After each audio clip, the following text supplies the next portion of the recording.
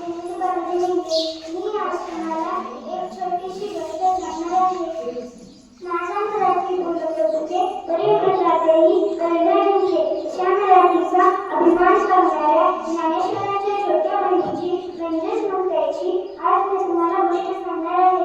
वेळ दुपारची. ज्ञानेश्वर माधुकरी मागत होते. झोळीत थोडेसे पीठ होते, पण चार भावंडांना पुरेसे नव्हते. म्हणून ते आपल्या आले आणि म्हणाले, ओम भिक्षां देहि, ओम भिक्षां देहि.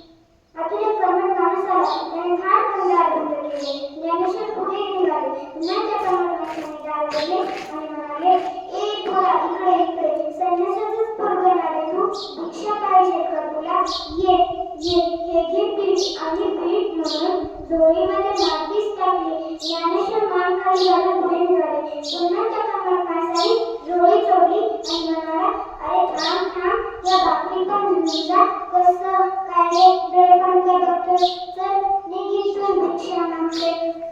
संध्याकाळ झाली होती. इकडे मुक्ताईने विठ्ठलाच्या मूर्तीसमोर सांज लावली. ही मूर्ती तेवढीच त्यांच्या आईबाबांची आठवण. ती हात जोडून रामरक्षा म्हणायला लागली. तिला चाल आली की ज्ञानदादा आलाय म्हणून तिने पटकन रामरक्षा ओळखली आणि आपल्या भावंडांसाठी पान मांडली. निवृत्ती आणि सोपान दोघे येऊन बसले. तेव्हा तिने विचारले, हे काय दोघंच कसे? ज्ञानदादा कुठे?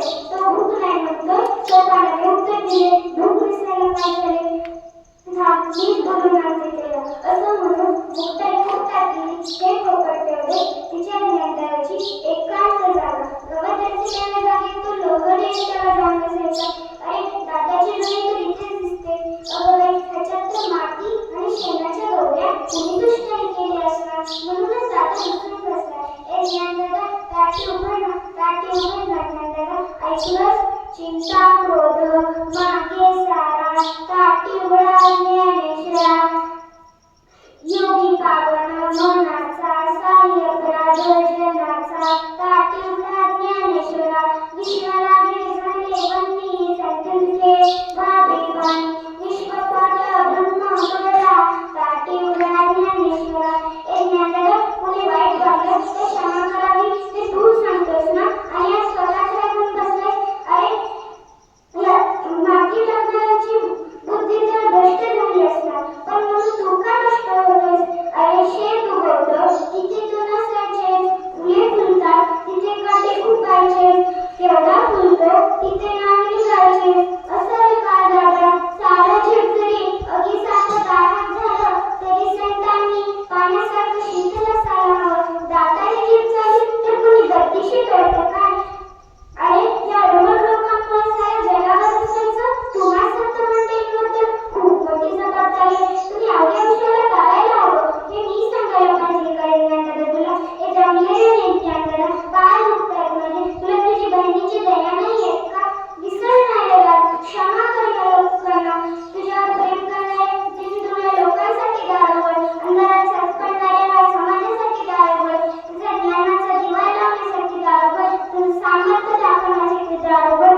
दादा दार उघड, दादा दार उघड. विश्वकल्याणासाठी घालीत असलेली साथ ऐकून ज्ञानेश्वर कडून झाले. मुक्ताईने त्यांच्या आयुष्यातील न्यायाचा जगावर दूर केला. त्यांनी नावाचे दार उघडले. दारात उघडलेले मुक्ताईला उचलून घेतले आणि म्हणाले, मुक्ता, तू आज माझी उद्यापत्ती झालीस. मला आता विश्वकल्याणाच्या कार्यात भाग घ्यायचा आहे. खरोखरच मुक्ताईने प्रत्यक्ष जीवनात अध्यात्म कसे जगावे हे दाखवून दिले. आपणही मुक्ताईकडे एक मागणी मागूया. सर्वेपि सुखी नसन्तु, सर्वे सन्तु निरामया, सर्वे भद्राणि पश्यन्तु, मा कश्चित् दुःखं मा कुर्यात्. धन्यवाद.